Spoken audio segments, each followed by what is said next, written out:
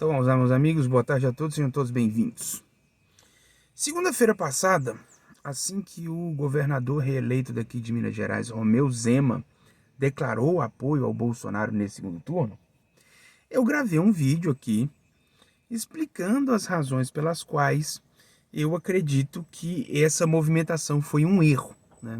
E lá eu explico, né, que o Zema, ele é uma figura independente, ele foi reeleito aqui em Minas Gerais sem precisar se escorar nem em Lula nem em Bolsonaro, e também pelo fato de que ele se inclinou muito provavelmente para o lado perdedor, já causando um mal-estar na relação aí do governo de Minas com o possível governo petista no ano que vem. Então, assim, é lógico que essas eleições, elas são, digamos assim, uma das mais importantes da nossa história recente, pós-redemocratização.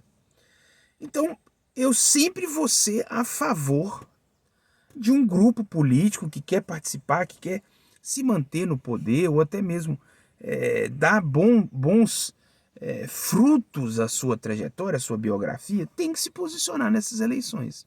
Mas no caso do Romeu Zema, ele é, digamos que, uma exceção, né? Um exemplo em contrário, por assim dizer, que justificaria estrategicamente a omissão. Agora, com exceção dessa questão aí do Zema, né, teve um outro grupo político aí que resolveu optar pela omissão, ou seja, nossa, então agora ele está casando justamente com aquilo que eu acho certo, só que não. Né? Eu sou a favor de que a pessoa deve se posicionar nessas eleições, né? Pessoas que são politicamente engajadas, politicamente participativas, devem se posicionar. Para além dessas questões estratégicas, por exemplo, uma pessoa que não é necessariamente da política efetiva, mas é da classe falante, tem que se posicionar. Né? Grupos políticos que estão aí ainda conquistando seu lugar ao sol, tem que se posicionar. E aí, nesse caso, o grupo político em especial, que eu vou explicar aqui por que foi um tiro no pé ou omissão, eu estou falando do Movimento Brasil Livre, do MBL. Tá? E agora eu vou explicar o porquê. No caso do Zema, eu expliquei por que ele deu mole em ter apoiado o Bolsonaro. E aqui agora, nesse vídeo, eu irei explicar por que o MBL também deu mole em ficar em cima do muro, em se omitir, em partir, assim. Eu imaginava que esse negócio de nem Lula nem Bolsonaro seria no primeiro turno. No segundo turno, eles iriam entender a gravidade da situação e a importância dessas eleições e iria se movimentar no sentido de um lado ou de outro. Não estou falando que ele deveria estar fechando com o lado que eu escolhi, né? No caso, a candidatura do PT, seguindo aí todas as orientações que deixam bastante claro que o Bolsonaro não é um garantidor da democracia. Ele é um cara que ataca a democracia e a gente vai estar sempre diante de uma crise institucional quando ele estiver no poder.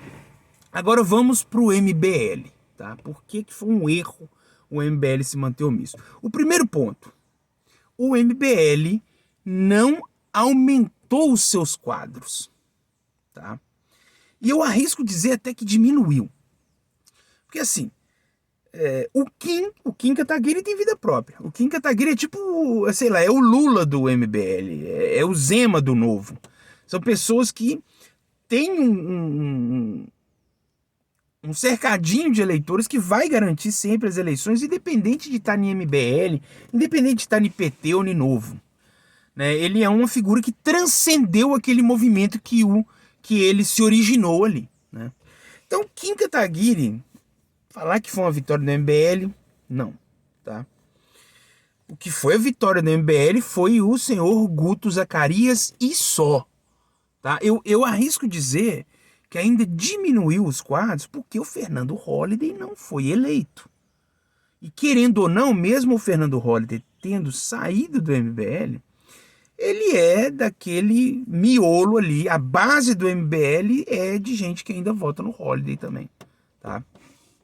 A base do MBL não é uma base necessariamente do MBL, mas de pessoas que esperam de um político uma conduta mais austera, uma conduta mais desconectada com essa infinidade de privilégios e regalias que eles têm. Ou seja, então eles sempre estão movimentando no sentido de querer prestar conta para o seu eleitor e falar assim, olha aqui, olha, a gente não está fazendo farra e tal. E isso eles não fazem mesmo. Então é uma coisa que tem que tirar o chapéu pro MBL, é que de fato eles têm uma conduta, assim, no exercício da função com os seus parlamentares eleitos, eles têm uma conduta que é louvável, tá?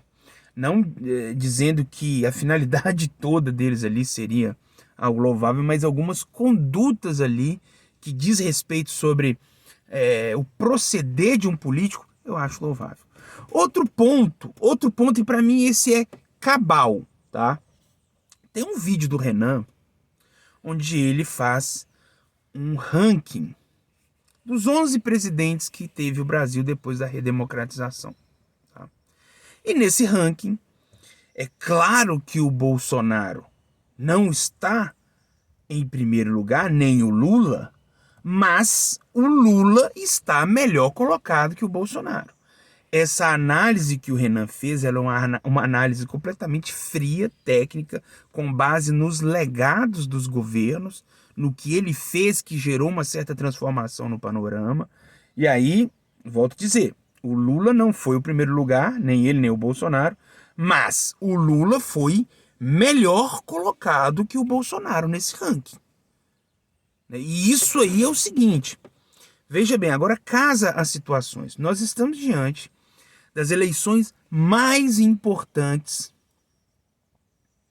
desde a redemocratização. O MBL se apequenou nessas eleições e ainda quer ficar omisso nesse segundo turno. Ou seja, eles estão com medo de se posicionar por causa das consequências, né? E assim, eu até comentei com algumas das participantes que tem até ligação com a Nacional, né? Muitos deles alegaram assim, mas a gente está sendo atacado, não sei o quê, só da gente ficar omisso. Eu falei assim, pois se vocês se posicionarem, muitos vão ficar meio que com raivas ou ressentidos, mas outros vão gostar. E outros podem até entrar numa espécie de redenção se vocês, né, se posicionarem aí de acordo com as convicções de vocês. Daquilo que o Renan extraiu no vídeo dele, o mais coerente seria se posicionar a favor do Lula, né? E lógico, na pegada do voto útil. Outra coisa também que é curiosa e que está deixando bastante latente o MBL se apequenando é o fato de que esse grupo tem um histórico de se posicionar. Sempre foi um grupo onde eles enalteciam bastante essa questão da coragem. Não, a gente tem que ter coragem, não tem essa não. Eles já fizeram uma campanha aí de remodelagem do público, né? Show gado, vaza gado. Quem não se lembra do Renan abrindo as análises renais? Primeiro, antes de fazer o comentário, ele falando, você que é eleitor do Bolsonaro, vaza daqui, show gado, vaza gado, né? Clamando pela desinscrição mesmo. Muitos se desinscreveram, mas muitos também se inscreveram, né? E resolveram acompanhar, dar um voto de confiança para o grupo. Esse voto de confiança agora está sendo jogado no lixo, porque o vaza-gado, chogado, sinaliza o quê? Que eles não gostam do Bolsonaro. O vídeo do Renan, onde ele faz esse ranking e que o Lula está melhor colocado que o Bolsonaro, sinaliza que eles têm sim uma noção de quem seria um candidato menos pior. E aí, não se posicionando diante disso, diante dessa certeza, desse saber, eles estão querendo se apequenar mais ainda. Então, o MBL, depois desse segundo turno, ele vai praticamente ser um nada. Ele vai ser o Kim lá. É o Kim. Tipo, a reserva moral do grupo. Tem lá o Guto Zacarias na Alesp também, mas não vai agregar, não vai trazer, sabe? O MBL está partindo para o esquecimento. Ele está se apequenando ao ponto de se esquecer. O Kim vai estar sempre existindo, vai ser a memória do MBL, mas aquela força do movimento, aquilo que dava sentido, a coragem de se posicionar, tudo isso está vai se estilhaçar como uma vidraça.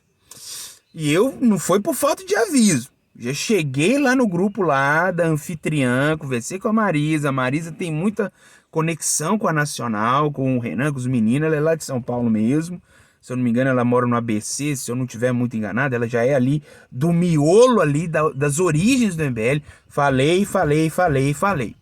É um erro essa omissão do MBL. Não tô falando para vocês me acompanharem, mas se posicionem. E todos defenderam a omissão. Tem aquele lance da estratégia da lealdade, né? Tem aquele lance... O que é a estratégia da lealdade? Lá na Nacional falou, todos vocês têm que obedecer. Ah, mas tem uma coisa errada aqui. Olha a lealdade, a lealdade. Nós estamos aqui sujando a nossa mão de sangue nas trincheiras. Vocês vão ousar questionar a gente? Agora, no meio da guerra, a gente não pode pagar de limpinho, engomadinho, não. Isso é a estratégia da lealdade. E, assim, gente, é só com família e amigos muito próximos que dá pra fazer um trem desse. Com um grupo político, porra, estratégia da lealdade.